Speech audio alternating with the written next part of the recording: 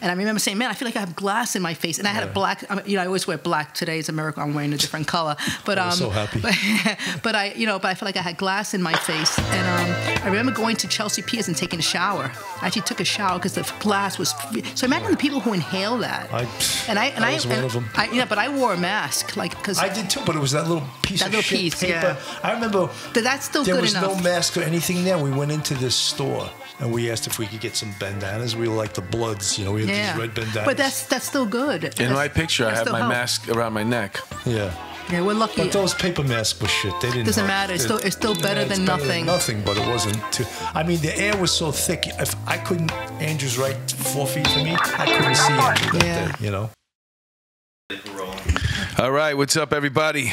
Here we are. In the palatial estates up here in Ossining, New York, the home of my partner in law enforcement, Bill Cannon. What's up, Bill? Doing good, man. Beautiful day. Yeah, it's a beautiful day. This podcast. It's a beautiful day, and it's been a horrible, horrible week for so many reasons that we're going to talk about today. This week has been so horrible that we had to change it a little bit and bring some sunshine in. So we brought our guest in. We needed to, I don't know, try to. What do we call her, Miss Homicide, or our guest today, the returning guest today, Miss Homicide, Irma Rivera. Say hello, Irma. Hi, everybody. We had a wonderful time with you. We didn't even scratch the surface of all the amazing things that you did on the as a detective on the NYPD. So we had to have you back. Okay, I'm glad to be back. It's close. Who's the most popular guest between her and Detective Pat? Yeah, I mean, she's definitely much prettier than Detective Pat. There's no competition. A little bit. A little bit. But Pat has the voice. He has that sexy voice. Hey, before I mentioned this to Bill, and I'm going to tell Irma all about it. Before we start today's show, I just want to. I want to talk about my friend David Kimowitz. He was my manager. He was the owner of the Stand Comedy Club in New York City.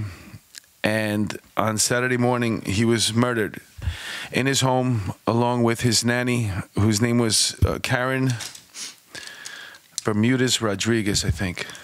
I'm almost positive. Yeah, Karen Bermudez Rodriguez.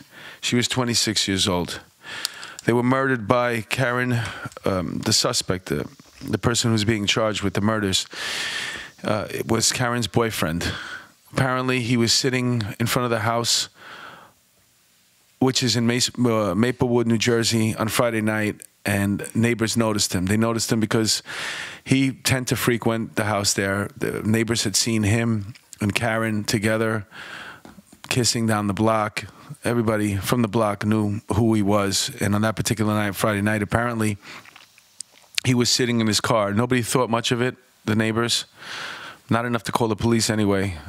I don't think David was aware of it. I talked to Chris Italia via text message, and he mentioned that David was skeptical of this person, suspicious, but I don't think David really thought or knew the magnitude of what was going on. And apparently they got into a fight, the boyfriend and the nanny. She was a live-in nanny, and maybe, as far as I know about nannies, sometimes they get like that a day off. They'll leave on Saturday night, come back Sunday night. She was a live-in nanny. David had 2 young girls, preschool age girls. And fuck, I forgot where I was, man. This is bothering me so much right now. There was some time between that time when he was sitting in his car and just before the sun came up on Saturday morning. I would imagine that this guy tried to gain entry into the house, or maybe he did. David was found dead in his house, and Karen was found dead outside of the house, a few houses down. She managed to escape, and then she died because of her wounds, her injuries. As far as I know, there were knife injuries, stab wounds, and there was a passerby, a jogger, who saw her in the street, and he called 911. It's messed up because David was a gentle soul.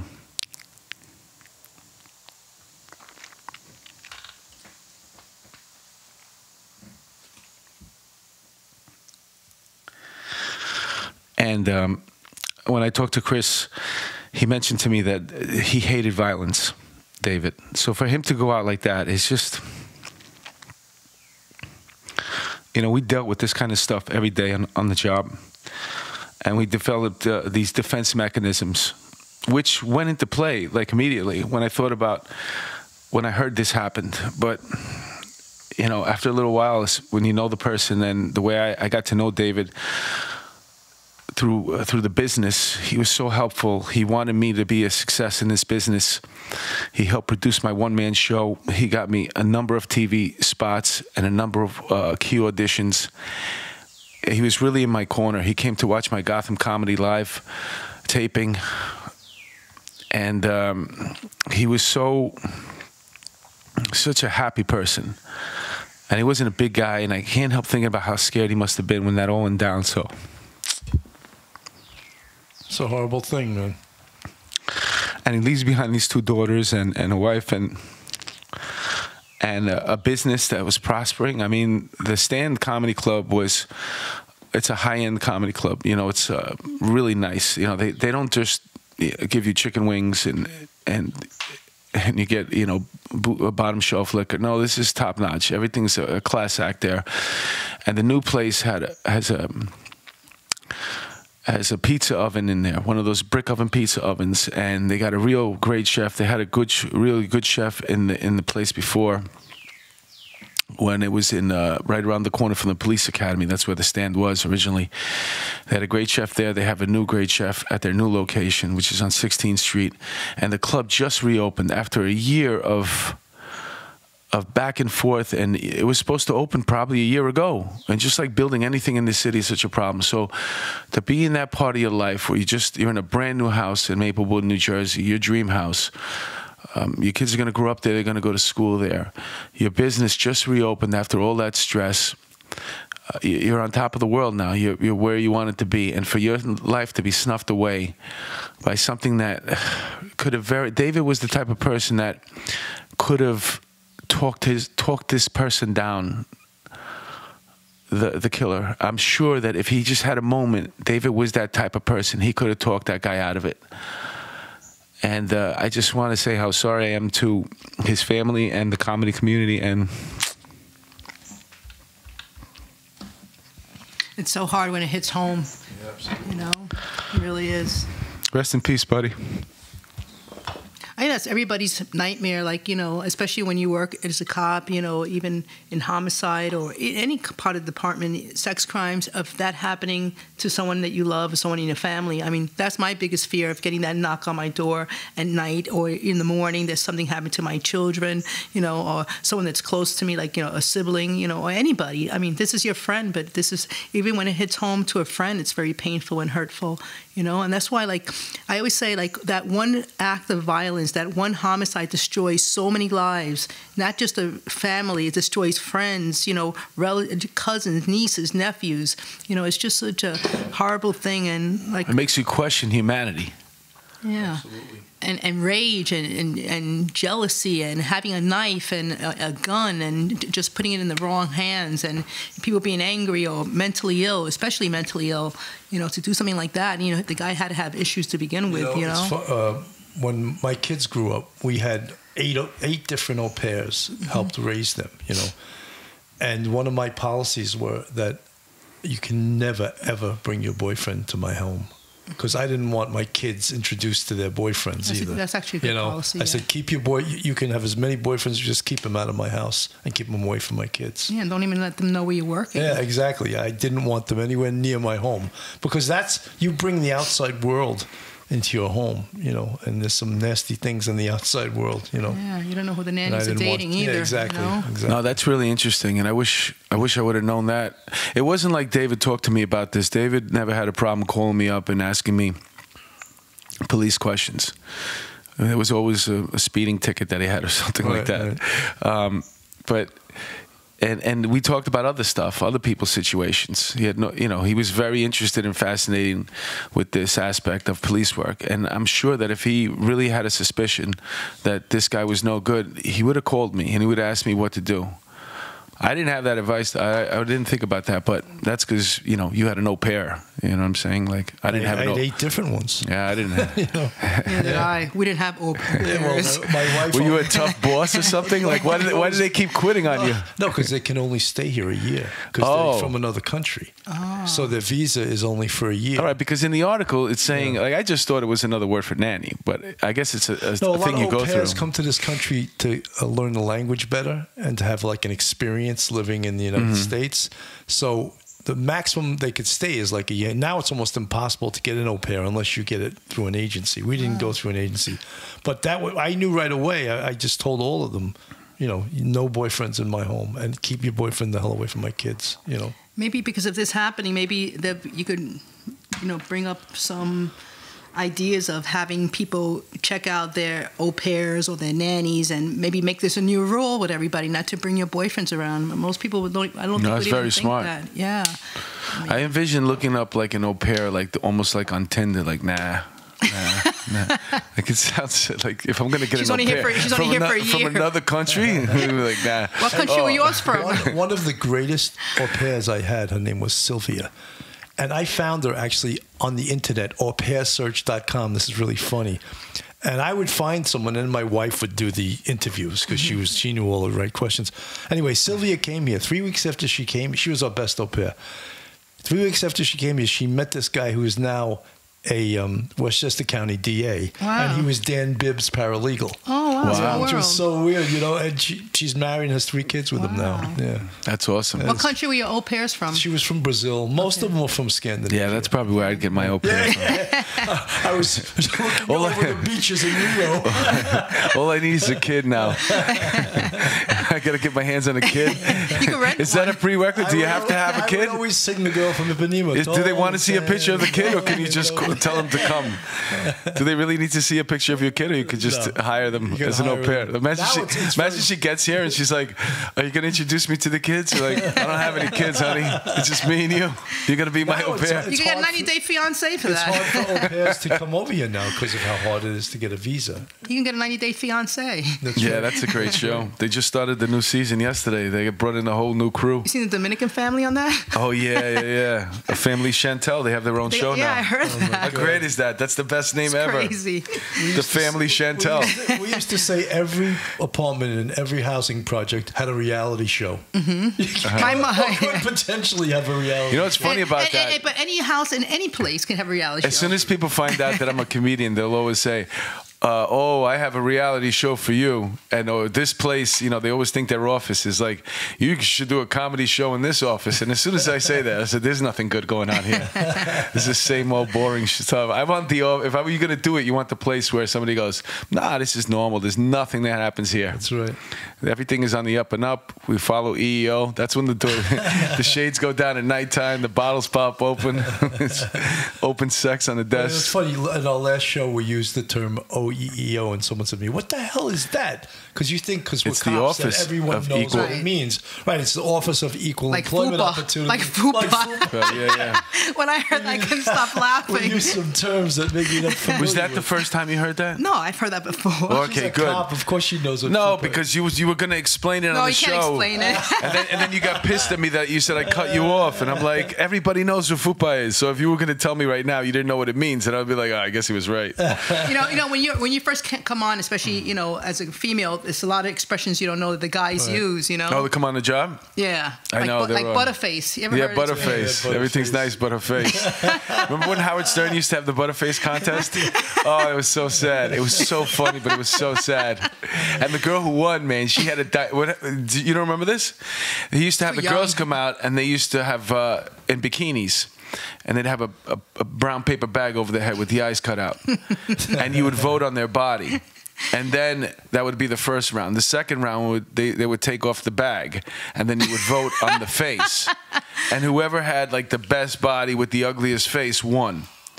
And sometimes the girl would put off take off the mask. I mean, the brown paper bag, and he had like a panel of 5 or 6 judges, and they would go, "Oh, oh!"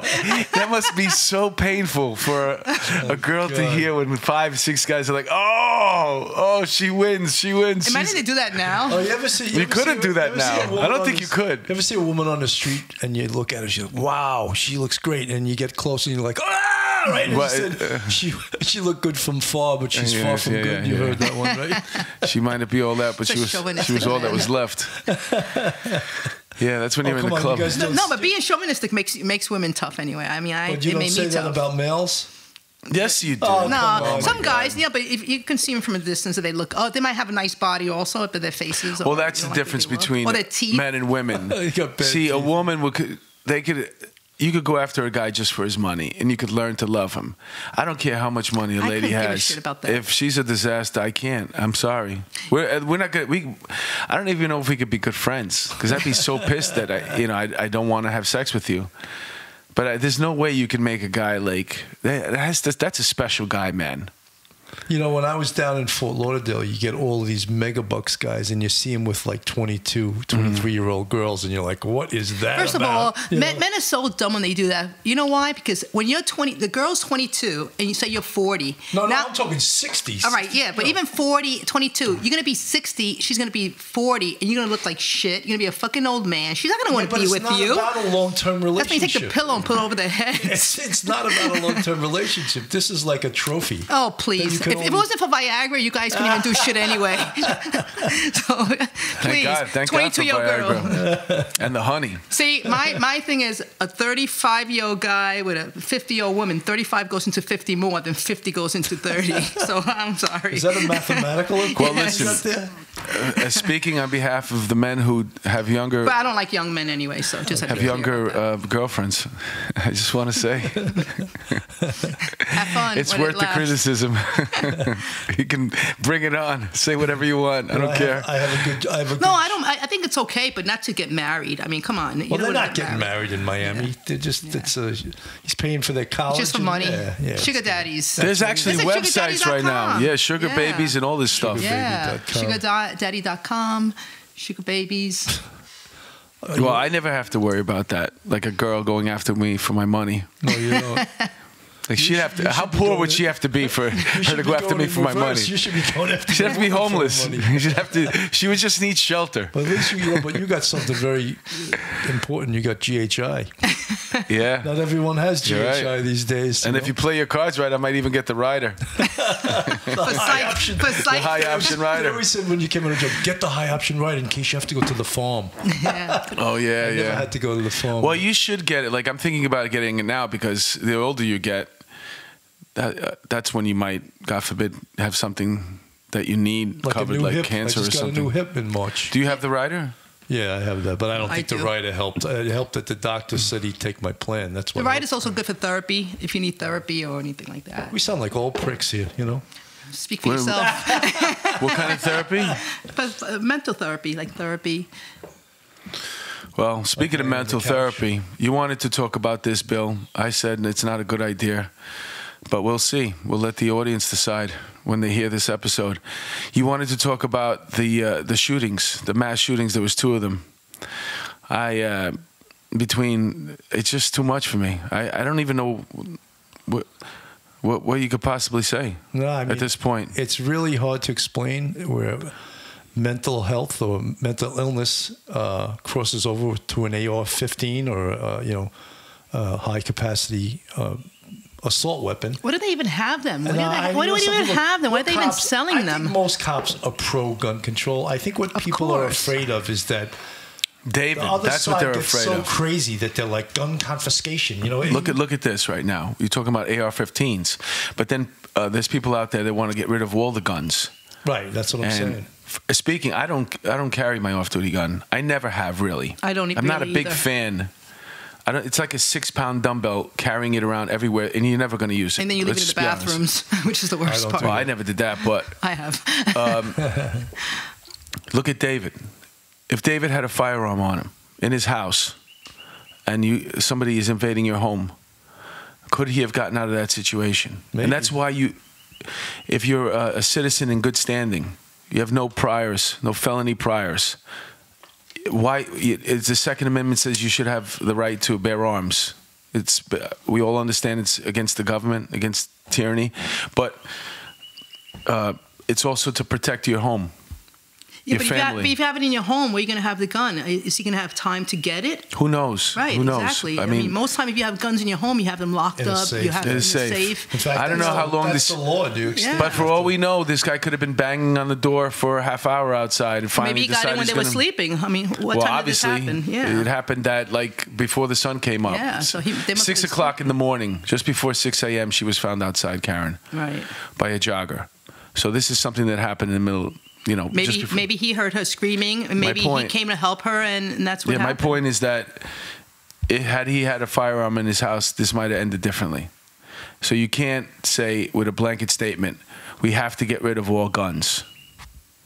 It's impossible. I don't want to do I think the that. assault weapons we should get rid of. What's the purpose of I don't anyone understand having an why. I assault agree with weapon? you. I don't understand why anybody needs an assault weapon. Right. No, I don't. I agree. I don't think you really do need one. What do they even sell them I think for? that, you know something, I think people get crazy when the crazies on either side, the right and the left, overdo it. Like the left saying, we need gun confiscation. And then you get people saying, I'm buying 10 AR-15s. Well, that's exactly what happens. Mm-hmm. Yeah. Every time a lawmaker comes out and says something like that on TV, somebody goes to a gun shop and buys 10 guns. Right. But a lot of this has to do with mental illness also. A lot of these people are mentally ill. Yes. The internet also is one thing that has caused a lot of these mass shootings. You know, the people get on the internet, they learn a lot, they learn how to buy guns, they learn how to make guns. You know, the internet has really created a lot of problems for society in general. You know, all the pedophiles online, everything is online. People learn things online. People, And then everybody wants to politicize it. They want to go on and say it was Trump's fault.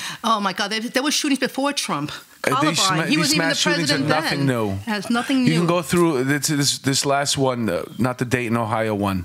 El Paso, Texas. That one, apparently that guy, at first they try to push that agenda. Oh, look, racist. he had white supremacist thing on. And then they said, well, he also has stuff from the Quran, I think it was. So these people are mixed up. I guarantee you, though, I always have this feeling after the mass shootings, when you look at the demographics of them, these young white males, I bet you they're all gamers.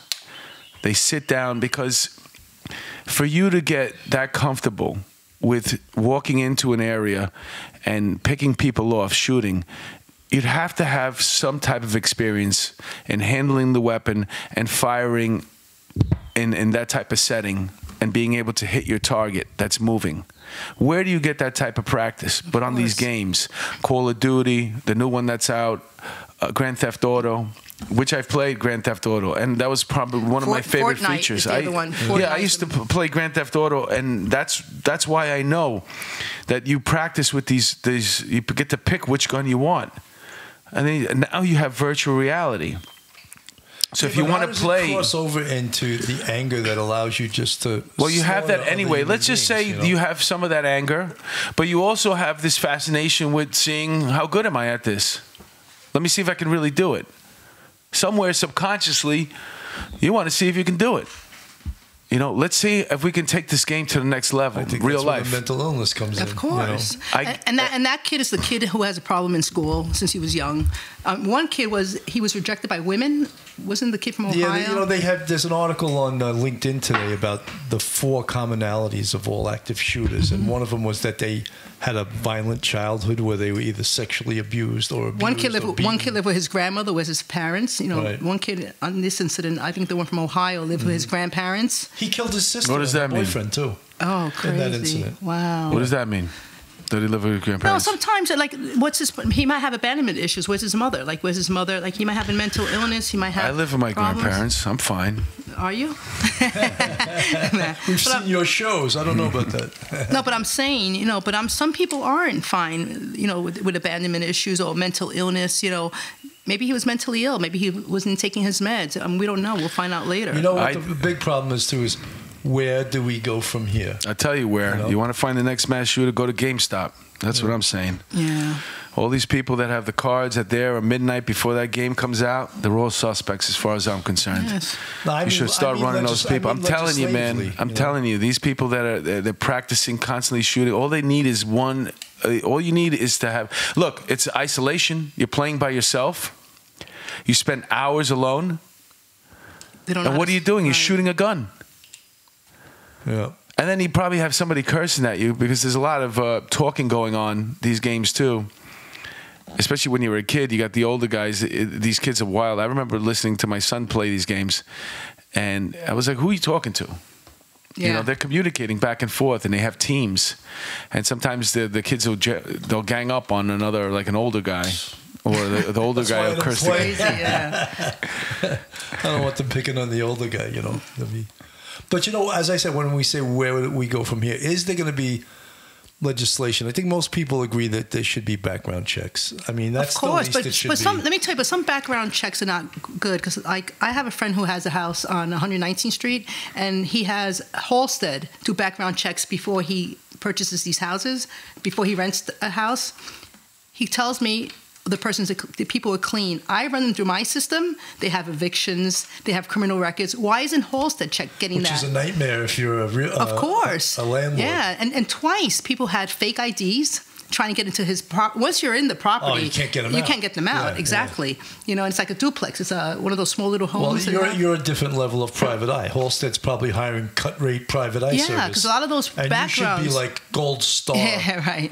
No, but it's like, it's just like background checks. It depends what company you use. Yeah, absolutely. You know? I remember on the job, we used to have your basic background checks. And then in order to get a real good background check, you had to call downtown. The DA's office. And then we had the unit that was down in 1PP. Real-time crime. And they used to run it for you. Right. Or you could chip in everybody in the office and you can get this application and put it on your computer, and then we all had access to TLO. I think it might be TLO. There was a couple of different ones. Faces of the Nation, which was auto-tracked, that would tell you, I mean, unbelievable The one stuff. that I have. If somebody had a boat, where the boat is docked. Right. The one that I have is affiliated with TransUnion, the credit union, and it's great. Has really good information, But I'll do a background check with, say, LexisNexis, and the addresses are completely different than what I have. Right.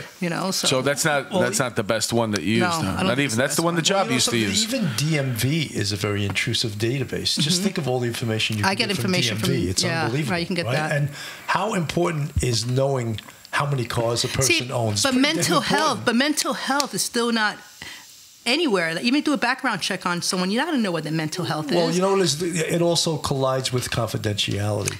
Because if someone is a psych patient, what makes the doctor report this person? Oh, this person owns guns and I think he's a danger. I think he has the duty to report that person. But most doctors aren't going to. You mean if somebody's coming in and they're talking to their therapist about killing and they're people. talking about they have I got guns and they have an arsenal at home, and if this guy keeps messing with me, I'm going to blow his head off. Yes. It's almost like going to a priest in a way. They're not supposed to divulge that, are they? Well, I think when they cross a certain line, yes, they are supposed to divulge. I'm not sure about priest. Well, something. I remember when I was in 2-3, there was a priest that apparently told the squad about a guy that came in and confessed to a homicide. So we knew about that. And I remember sitting outside the church in case he came in again. There's something that buries their confidentiality once they say, "Yeah, I killed somebody, I raped somebody, I'm having sex with a kid." Oh, the priest are not saying anything about that. That's for sure. I guess you're right. That one. That one I shouldn't have went there. Scratch that one. That's why I stopped going to church. Such hypocrites. Yeah. So hypocritical. But again, what was active shooters? There's been hundreds and hundreds of them under every. There should be president. a database of mentally ill people when it comes to purchasing guns. Well, do you know that the New York State? This is crossing over into another subject, but if you want to get medicinal marijuana, they cross-check that with the gun license database. And if you're getting medicinal marijuana, they take your gun permit from you. That's why I didn't apply for it. No, but I mean, really. They don't tell you that, but that's the truth. It's interesting because what are we considering mental illness? If somebody suffers from schizophrenia. It's a mental illness. Okay, but schizophrenia, they hear voices. ADD is that ADD? No, ADD is not a mental. You're taking that's PTSD. ADD is a medication that you're taking. You take medication for that alters your mood. But that's more for focusing, isn't it? Okay, but my point is, like, where do you draw the line? Where do you say? I think, exactly right. I think violence. I think violence. Anybody who tries to, who is cutting their wrist, I taught trying college, to kill and people. I had this girl in my class who was the most straight up person on earth. She was a Marine, and she did like 4 years in Afghanistan. She applied for PTSD status to get some money. Mm-hmm. That excluded her from ever being a cop. I told her, they're not going to touch you. She applied for what? She had PTSD from being in Afghanistan. Mm-hmm. But now try to get on a police department, you're done. Oh. They're not going to touch you. Right. Because you say you have PTSD. Right. And now all these great candidates that were in the service, if they have PTSD, well, police department. I think it's safe to assume that everybody, now that we're starting to learn more about mental illness and PTSD and these micro incidents of PTSD that law enforcement go through, we talked about it a couple of weeks ago, then it's safe to say that anybody who's in the military that has gone and saw some action is probably suffering some type of PTSD, even if it's micro PTSD. But even cops have PTSD. All cops have we PTSD. All have. After 9/11, we all got PTSD right. After what we saw at 9/11. We saw horrendous stuff. I mean, the stuff that I saw in the morgue. You do 20 years, 25 years in the PD, everyone has PTSD. The first day you go into the morgue in the academy, you leave that place with PTSD. I'm sorry, because I couldn't get that image out of my head. I still remember that day. Yeah. I mean, now that we're talking about this, I'm not saying that I think bad about it, I dwell about it, but I remember when the doctor pulled out that drawer, like on Quincy, remember they do that? They pull out the drawer, but they don't show you in Quincy what's inside that drawer. When they open that drawer, there's an arm in there, there's a leg, there's a dick, half a skull, like any body part that they find anywhere, they just dump it in this drawer until they figure out, they scrape but now with DNA, I'm pretty sure they scrape it, they get DNA of it. I remember working at the morgue right after 9/11, and I was in the 2-3 squad at the time. I wasn't in Homicide yet. But I have never, ever seen bodies in that condition. Oh, I know, in my me too. life. It was the worst. Where, in the morgue? In the morgue. After 9/11. And I remember the smell was so horrible that I took a glob full of Vicks and put it on my mask just to mask that horrible smell. I remember the smell. Yeah, and it was like, I really was a little bit like, taken aback. And I had I had 17 years on the job at that time. I'd seen a lot of shit, but I had never seen anything like that. Even ever. Me, the smell, I still remember the smell. And one thing I remember about the morgue during 9/11, the image that I can never get out of my head and the sound was they brought some firemen in at one point, and he was pretty intact. And I remember them clipping his fingers off. Like clipping fingers off because they had to roll them to do the fingerprints. Oh, God. And I remember the sound of them clipping the fingers. Ugh. It was so horrible. And I saw them clip a few fingers from different people. Yeah. And then I also saw when they had a body and they were like trying to position it, like trying to figure out where it was. And I see the ears and how flattened it was and the smell. But after that smell, I can smell anything after that. I got so used to DOAs after that. And it was very emotional too, because when they brought a fireman or a cop in, they had like a little ceremony as they walked them into the morgue, and it was really beyond touching. It was upsetting. Right, it was. And it was just, and I remember carrying so many feet. I think I've said that last time. So many feet. It was just like, that was the time that I seen the worst on the job was 9/11. Yeah, and even down in Ground Zero, seeing bodies smashed on the floor, like just everything. They brought us up, 9/11, they brought us they set up a triage in Hoboken, New Jersey, because they were anticipating so many bodies, so many people, injuries. Same thing at St. Vincent's. And then we were there for like 4 or 5 hours. We broke it down, and then they sent us to the morgue. And when we were at the morgue, our job basically was we got in line, and one by one we went up to the meat wagon, and you got a body bag. And the body bag, you brought it in, you stood on line, it got a number. They opened it up. They pulled out the body part. They figured out whether it was a human or if it was an animal. Then they went to the next section where it got DNA was extracted. Then it went to the next section where it got wrapped up again and put back in the bag. And I saw a huge piece of skin. I had a bone, but they were using 6 I think it's a 7-foot body bag. I think that's how long the body bags are, 7 feet, for the smallest of body parts that they found.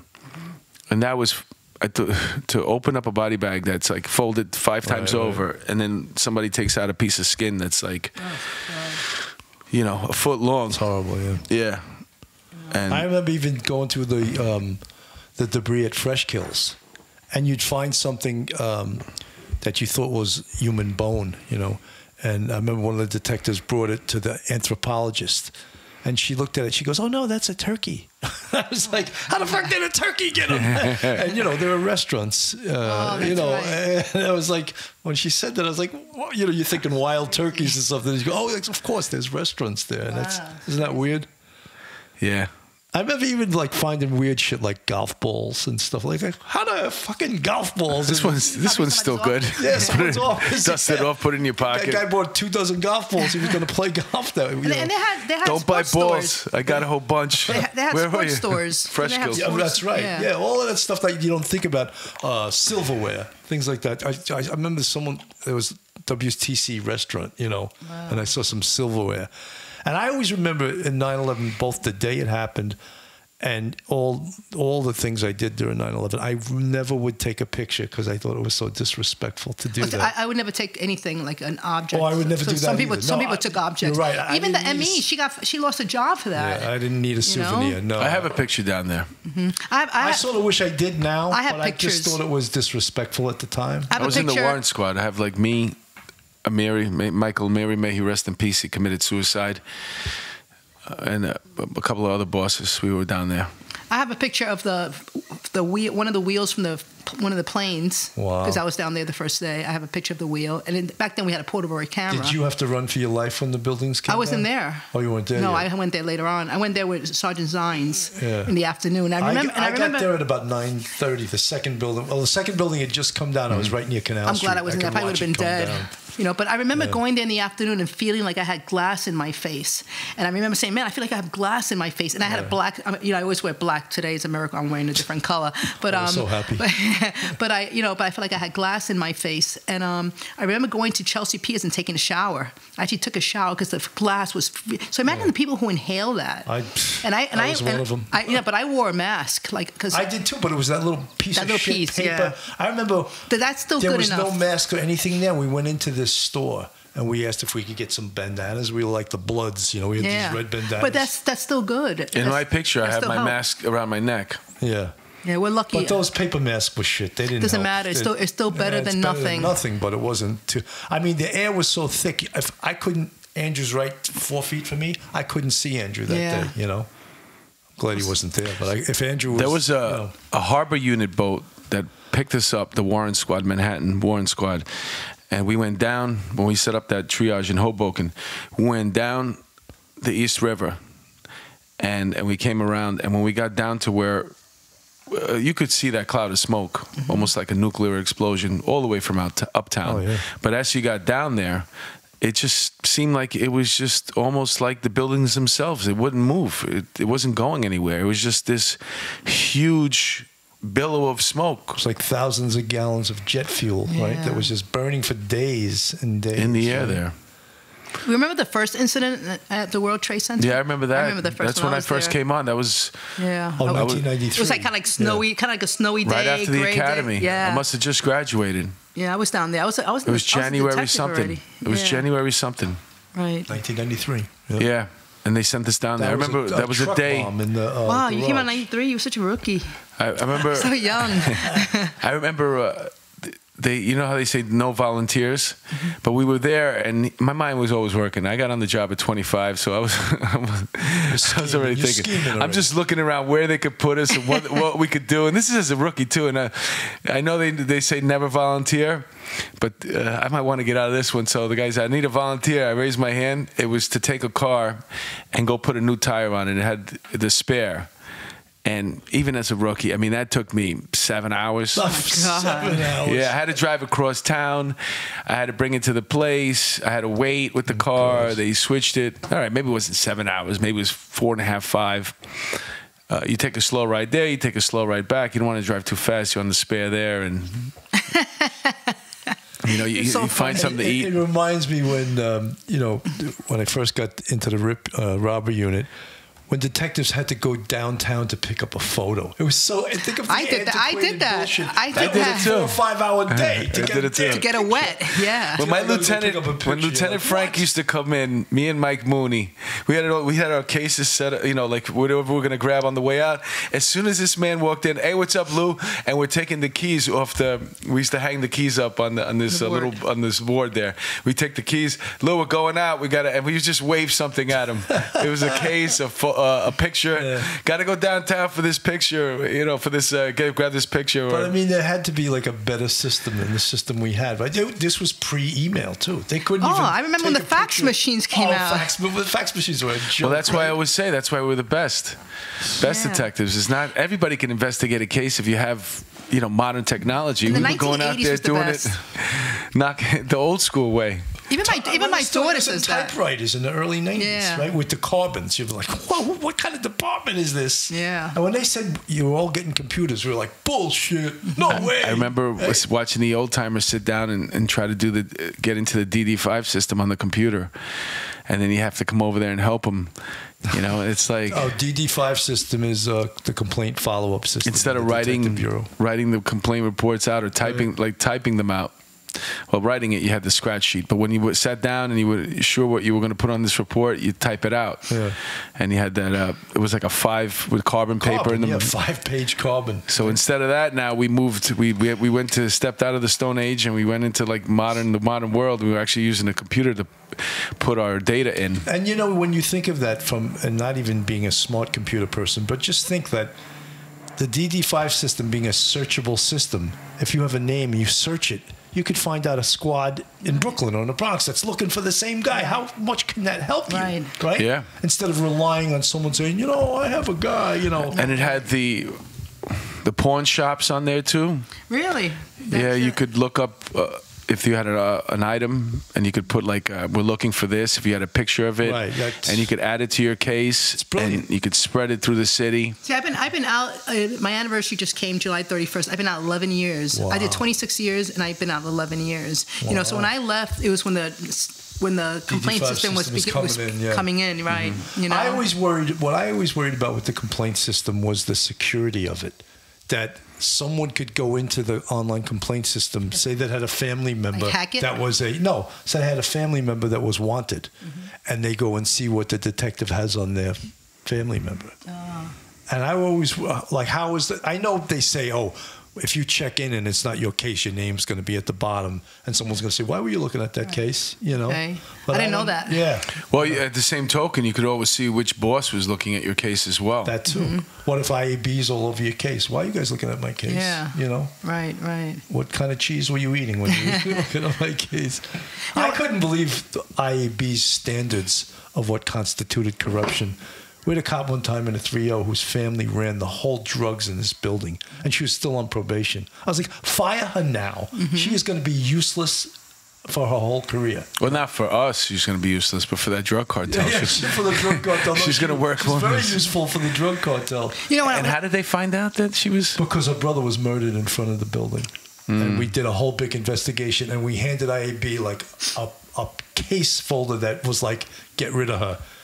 6 months later, they said, there's really nothing we can do. I went to the captain. I go, you've got to be fucking kidding me. Did you read that case? But you said it was a female.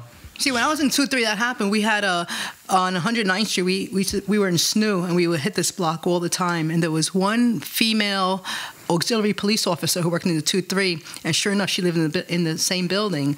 And we used to always see her on the set. And every time I came into the office, back to the precinct, I would see her get on the payphone. And I kept saying, she's a freaking rat. She's a rat. Yeah. And of course, the guys thought she was hot. So you know how it is with the cops. They thought she was hot. Mm-hmm. But she was, I kept saying, I'm telling you, she's a rat. She's a rat on the street. Yeah. And sure enough, we did a search warrant on one of the drug dealers' homes, and some of the drugs were in her apartment. I tore her apartment apart. I had so much pleasure doing it, telling my boss, I told you. Because I knew. I kept seeing her get on the phone. I had a case. Mother hen. I had a case like that, but the girl involved in this case was really hot, and it was that these two gay guys rented this girl a room in their apartment, and she started throwing huge parties, like advertising on the bus stops, and they were like, "We just rented a room. She's destroying our life, right?" So she knows the right. She goes, "I've been here 30 days, and they gave me a lease, right?" So when I walk in, the cops took her side because she was hot, and one of them was already trying to bang her. You know? That's so crazy. I go, "Okay, get the fuck out," I said to her. And she's like, "You can't." I can do it. Get out and don't even look back. And the cops were like, "Sarge, you can." I just did it. Right. See my shield? I'm a fucking judge too. I threw her the fuck out. It was so good to throw her out. What a cocky little bitch. Yeah. You know, she was violating the law. And once they're in your apartment for 30 days, you can't get rid of them. Take a walk. Yeah, that's a shitty rule, especially for landlords. You know, it's really shitty. I did that one time to one of those moving companies, those Israeli movie companies that were like victimizing people. They'd move the person's furniture, and then when they got to the scene, the price would double or triple. And they'd say, "Oh, no, that's not the price. The price is this." So they were like, "You can't do that." So I get to the scene, and really, they can use a mechanic's lien and sue and seize the person's furniture till they pay. Wow. So I was like, what am I going to do? I called legal bureau. They say, well, you have to see how much do you want to inject yourself into this, Sergeant? So I go back to my precinct, and Gunther was the CEO. He goes, did you check their license? Did you check their Department of Consumer Affairs license? Did you check this? I go, oh, yeah. So I went back. They didn't have any of that shit. I seized their truck, gave the people their furniture, and drove their truck to the pound. They were like, you cannot fucking do this. I go, yes, I can. They're like, my boss, he wants to talk to you. I go, tell your boss to go fuck himself. It was so great. You know, they get justice for these people, you know.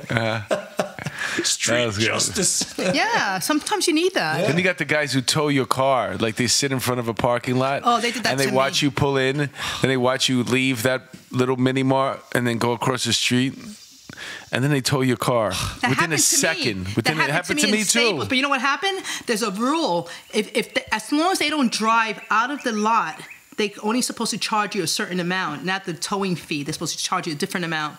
And what happened with me at a Staples lot, I crossed the street to go to the fruit store, and here goes my car on the hook, and my car's up. I jump in my car and I sit in it. They can't tow you if you're sitting in the car. Mm-hmm. That's what the rule is. So they call the cops in the 5-0. They come in, and of course, I tell the cops, they can't tow me. I'm only supposed to pay a certain amount of fine. And he says, no, you got to pay. The cop says, you got to read this. I go, you read the freaking patrol guy. I'm telling you, you're wrong. And sure enough, I had to pay the guy. I pay him just to get my car off the hook, and I was right.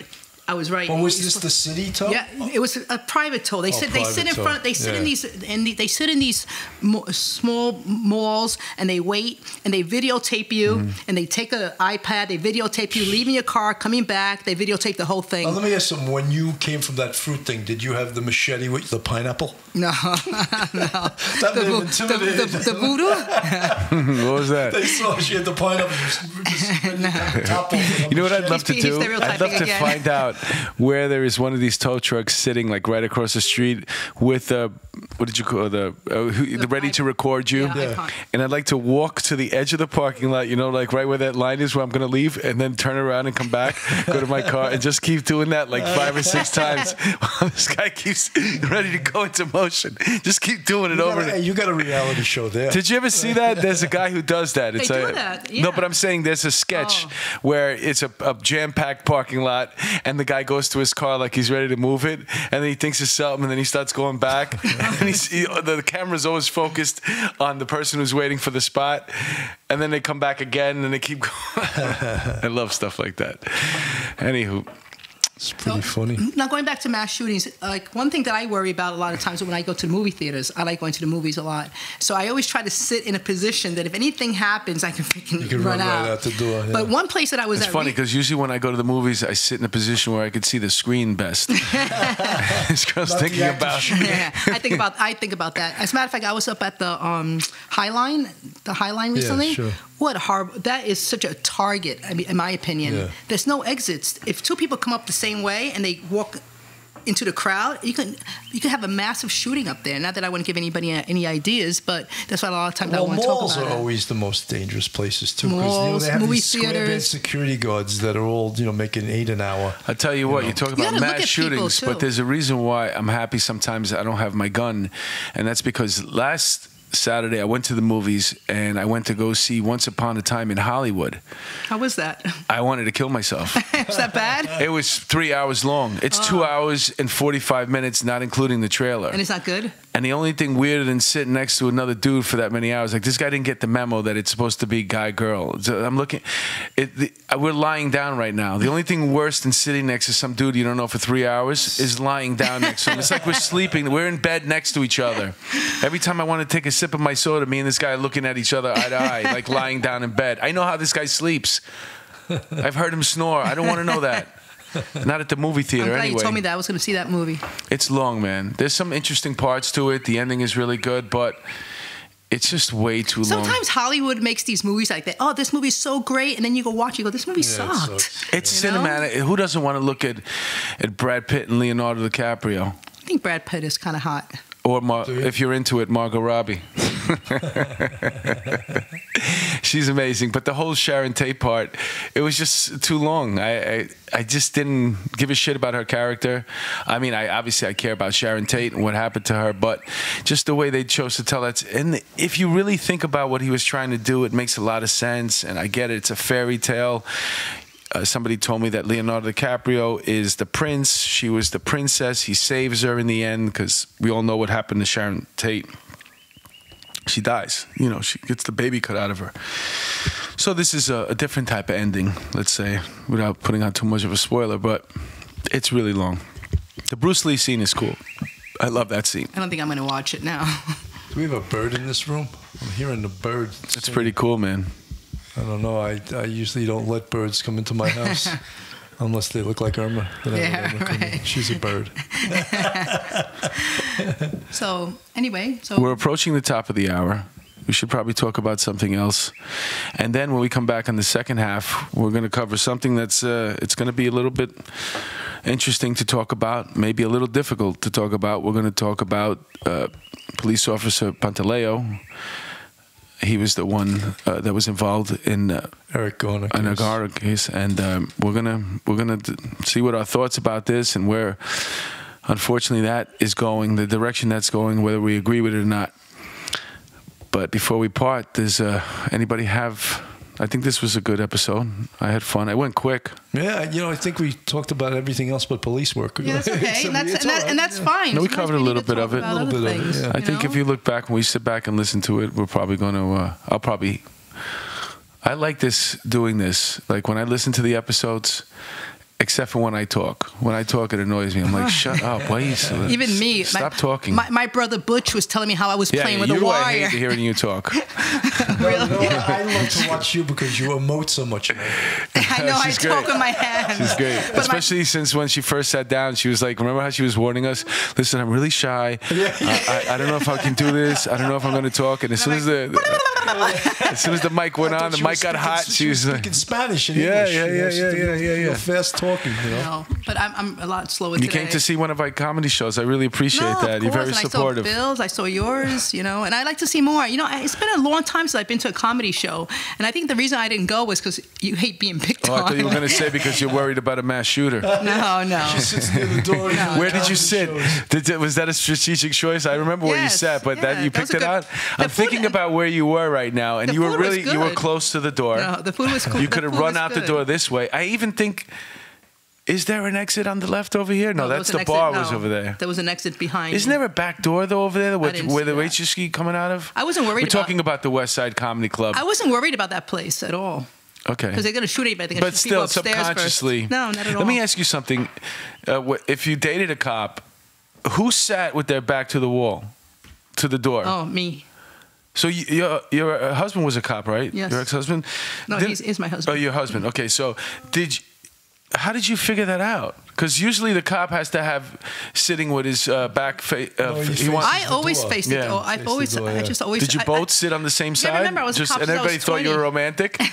Like no, we just both need to see the door. I'm the detective. He's not a detective at all. I hate that, man. No, it depends. It depends who you're with. If they want to face the door, face the door. If I want to face the door, I face the door. It's funny. You guys, and you work as a private eye, and Mark's always in the city. If I go into the city, I'm strapped. Period. I'm not. Yeah. I can't. No, I have saved my own life by just having my gun with me. Yeah, well, I you're have. white. They're gonna rob you. Yeah, no, but I mean, and multiple people, No. thought they were going to rob. I carry mace because I figure I can shoot. I can't shoot everybody, but I can Where are mace you the hell out going? of The anybody. people are trying to rob you. Well, I used to live Picking up crack. down in the village. Yes, picking up my crack. Yeah. No. Yeah, I just go by look. Well, even coming when I was at street crime years ago and I lived in the village, I would park my car. I remember at like you- 6 I in the remember you morning. lived in the village. And the village that- was like it was nighttime at 6 in the morning. Did you live on Cornelia Street? No, I lived on Barrow. Because I remember, I picture Cornelia Street where you live. It's not far from there, No, right? it's not far. Yeah, because Cornelia's on the other side of 6th, though. Right. Yeah. You work on Barrow by 4th Street? Yeah, no, Hudson. Oh, I know where. Between Okay. Hudson. Yeah, you were right, completely okay. wrong with that. Yeah, no, but because I try to picture, but I remember it's the village. I picture Cornelia Street with him. I don't know why. You're never going to get that out of our head, too. No, Cornelia Street? I was Yeah, on that's like, can you Circle, I had a imagine- sheepdog? No. If you're in a relationship with, you know how you're in a relationship with forget. your wife or your girlfriend, whatever, and they're like insistent. No, you used to live on Cornelius. No, Look, no, this I'm is not- my address. I'll show you. It's on my old license. I'm not, Look. I'm not being Do you consistent. know I'm not being like do that. you know What what it is, I'm trying to Chumley's- picture in my head Remember where he that bar, lived. Chumley's? You don't remember Chumley's? Okay, I was right down the block from that. No, I remember what Crazy Eddie's was. Crazy Oh, Eddie's. Sixth Avenue. Oh, I know what Hudson. There's a bar on the corner. Barrow's Pub. Right, the I Mike lived Sheehan. right- Mike yeah. Sheehan used to hang out there all the Because time. a transit cop, 2 transit cops that were retired, they owned that It's like a place. red. It has like a red. Like, Yeah, right, I know yeah. what that is. I can't think of the guy's name now. The guy. Are you across the street in the building across that big building? On, I lived in 77. Oh. There was a restaurant right on the corner Okay. there. All right, you guys need to shut up now. I know, we're talking too much, man. We need to end this episode. Geography and everything. You're like 2 washwomen in here. He's a little bit. All right, listen, we're going to come back for part 2 with Irma Rivera, her second time around with Miss Homicide, man. And as far as this episode is concerned, Bill, you did a great job. You're the Rose of Spanish Harlem. Or Ossining, New York. thorns, And thorns. Ossining, New York. All right, we'll be back.